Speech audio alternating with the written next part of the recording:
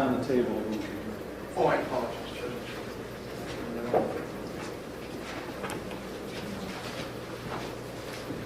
Actually, mine was not.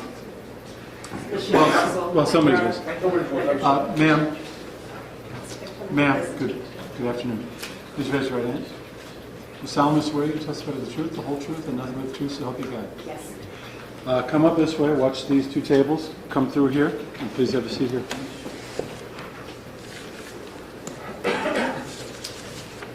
Now, you're going to see that chair doesn't move at all, so you might have to kind of hunch up a little to speak in the microphone. Okay. And thank you, Ms. Royster. Thank you, Your Honor. You're welcome. Good afternoon, Michelle. Good afternoon. Please state your full name, spell your last name for the record.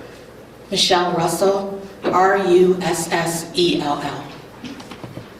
And Ms. Russell, do you know why you're here today? Yes. Are you currently employed? Yes. Without telling me where, what type of work do you do? I am a AR manager or supervisor for Fortune 500 company in shared service center in the Cleveland area. Have you ever testified before? No. Just take a deep breath. I'm tired. I'm sorry. Take a deep breath.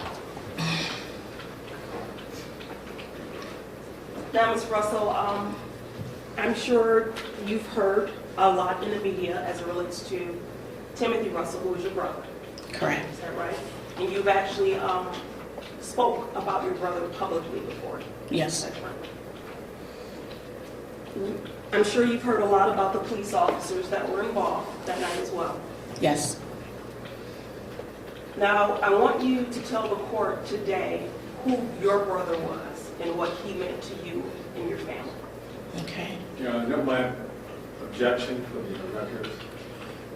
Well, It appears that this is. I believe I understand your objection. This might be another situation where academically it's a correct one, but we don't have a jury trial.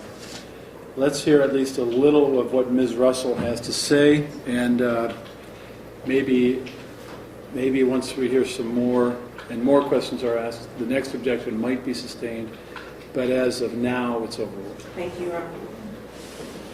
Ms. Russell, Timothy was one of how many siblings? We have a total of 6 siblings. So he's How many boys? 5 brothers, and he was my youngest brother. So he was the youngest brother. You're the only girl? Yes. And your parents, were they married? Yeah, my mom and dad were married for over 32 years. My mom passed away. She had a stroke and a heart attack in '97, so she left us in '97. Prior to November 29, 2012, when was the last time that you had spoken with Timothy? It was on Thanksgiving Day. Did you speak with Timothy often? Yeah, a lot, all the time. You are aware of the vehicle that he was driving on November 29, 2012, correct? Yes. Had you seen that vehicle before? I had never seen the vehicle before. But you did know the vehicle that he was driving? Yes. Did you know where he got that vehicle from? It was told to me that my brother David had sold him that vehicle.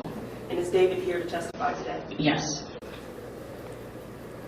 Now, you're also aware that the plate was registered to a Maple Heights address? Yes, that's correct. Are you familiar with that address? Yes. What address? Whose address was that? That would be my address. Did Timothy live with you before? He lived with me off and on for years. My address was home. He had last lived with me in 2010. He moved in with me in 2008 for a couple of years, and then he left in 2010. Would you describe your relationship with Timothy as close? Very, very close. Were all of your siblings close? We're all close, very close. We're all, 1 or 2 years in age of difference. What about your father? Was he close to your father? Yeah, he was. You've also heard it being discussed, whether it be the media or just around, about Timothy having mental health issues. Yes. Is that correct? Were you aware that Timothy had mental health issues? Yeah, I did find out that he had mental health issues. And what was the diagnosis? He was diagnosed with being bipolar. And what about drug use? Were you aware that Timothy used drugs? Yes, he had a problem with drugs. How long was this problem? It started at an early age. I mean, he was young when he first started, and he's got cleaned up. He was, life situations, circumstances would cause him to, dabble or go in and, out with messing around with the drugs, but he would be clean for years, 5 years at a time, that type of thing. So it wasn't like he was doing drugs like every day, all the time. He started like really early, I think like in 19, 20 or something like that, years old. And then he got clean. He was clean for maybe 7, 8, 10 years. And then he got married and he wound up getting divorced, and it caused him to fall off the bandwagon, that kind of thing. So he had long stints of being clean. And you said he was married? Yeah, he was married. Did he have any children? Yes, he has a 18-year-old son. He's 18 now. And you said it happened at a young age. Are we talking high school? No, like right after high school, I think is when he started dibbling, dabbling, messing around with You drugs. said after high school. Did he graduate from high school? Yes.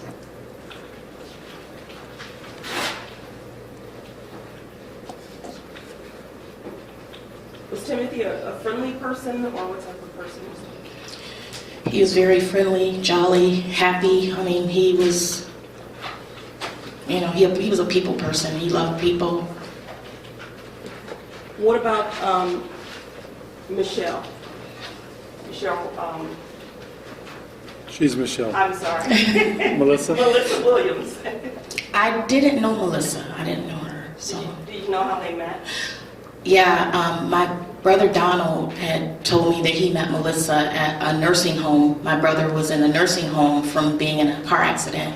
He had to go there for rehabilitation. He messed up his leg. And he met Melissa at the Broadway, I think it was called Broadway Nursing Facility in Bedford, Maple Heights. I'm not sure of the name of the facility, but it was in Maple Heights. Now, you're aware that this incident that happened on November 29th of 2012 was an incident in which your brother didn't pull over when signaled by a police officer. Now, when he was in the nursing home, you said he had crashed a car. Yeah, car accident. Can I interrupt? Yes. I understood you to say, this is why I want to clear it up, that Donald was in the nursing home and met Melissa. No, my brother Timothy Russell was in the nursing home. Okay. And my brother Donald Russell would go to the nursing home like every day to visit him there. And when he would go to the nursing home, he met Melissa at the nursing home while visiting my brother Tim. Okay. I'm sorry, I misunderstood you then. Thank you. Now, getting back to November 29, 2012, when your brother did not pull over when signaled by police officers, and talking about the incident when your brother was in the hospital for rehabilitation. Do you know why he was in the hospital for rehabilitation? Yes. Why was he in the hospital? Because he tried to outrun a police car. He didn't pull over. He got in a car accident, and they had to light flight him to Metro. So, this wasn't the first time that he had did this? No. And you and your family were aware of that? Yes. Did that change you being a part of his life? No. Did that change how much you cared about him? No.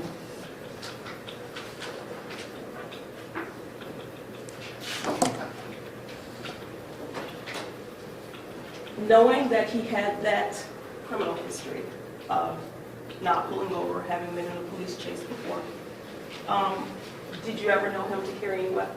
No, my brother wasn't. No, he wouldn't carry any weapons. You never knew him to carry? No. You say that with confidence? I'm 100% confident about that. Sustained. Now, what about work? Did you ever know your brother to work?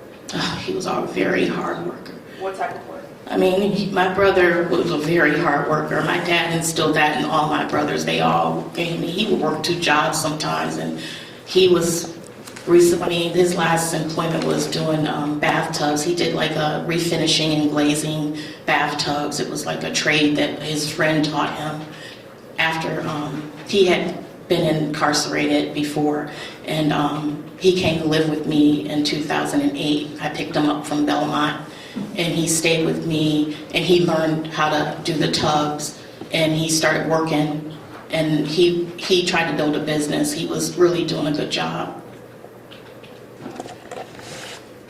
Did he advertise? Yes. Okay. Advertise doing the tubs? Yeah.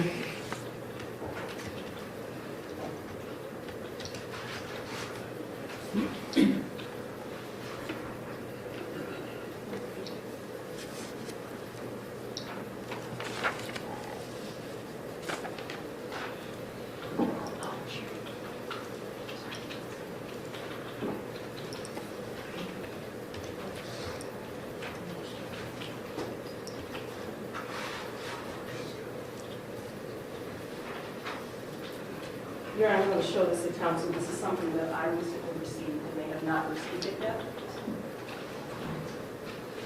Objection. Well, hold on, you haven't even seen it yet. Judge, so I'm not continuously objecting, just my objection to the line of questioning.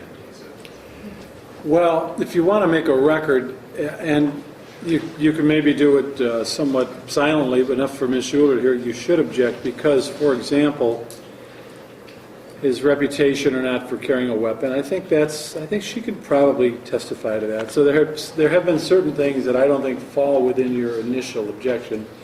But this is what, a flyer for a business that he ran? Yes, this goes also to the contents that were found in his vehicle. But you didn't show this to your opponent before trial?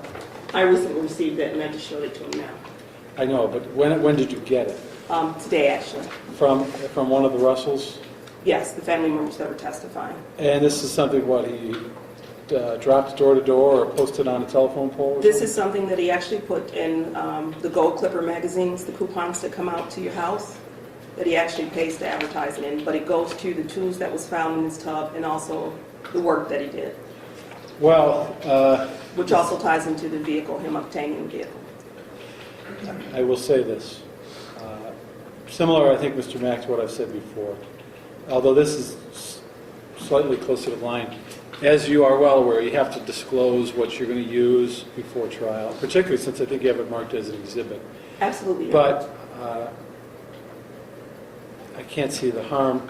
As a result, the objection, while not the frivolous one, let's say, is overruled. Thank you, Your Honor. May I approach the witness? Sure.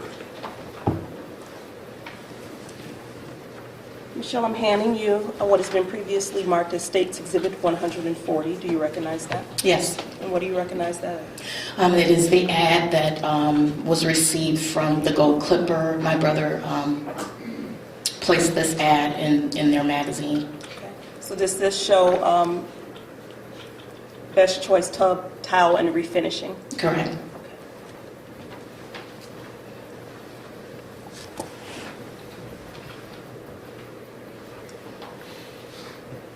Now, in talking about his work, do you know if he used the Malibu to transport his items from one job to the other?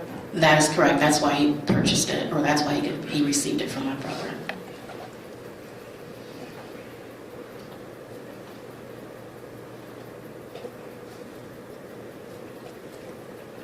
And I think you've already told us about Timothy's substance abuse. Was he abusing substances when he lived with you? When he lived with me, no. But did you know that during that time, or shortly after, I should say, Yes. that he was abusing substances? Yes, I do. Did that stop Timothy from coming around you all? For the most part, no.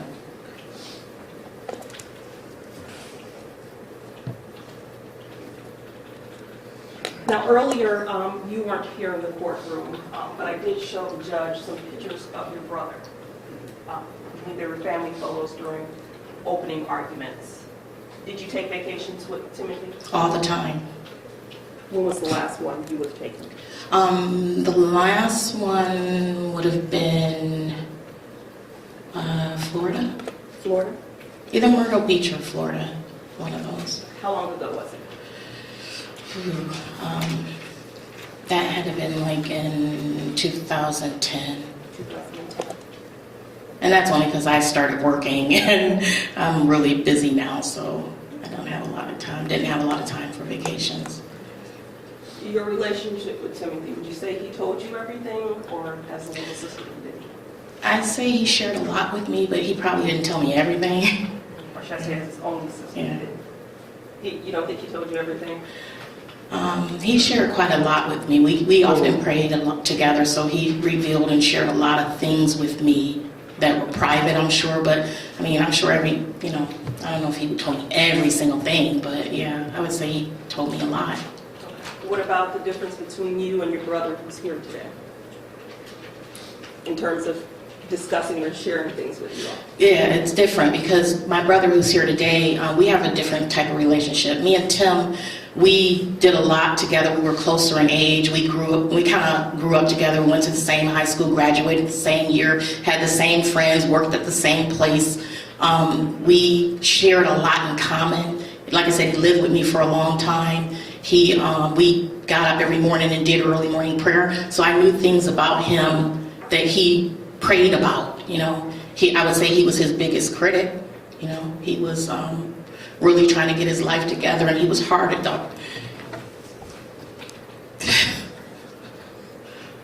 He probably was harder on himself than anybody else because he was a Christian and he was really trying to get his life together.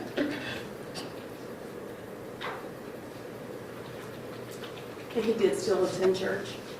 Yes, he did still attend church. He came with me even though he had a drug problem. He would often ask the church members to pray for him that he could overcome that situation because he wanted to overcome that. Sure.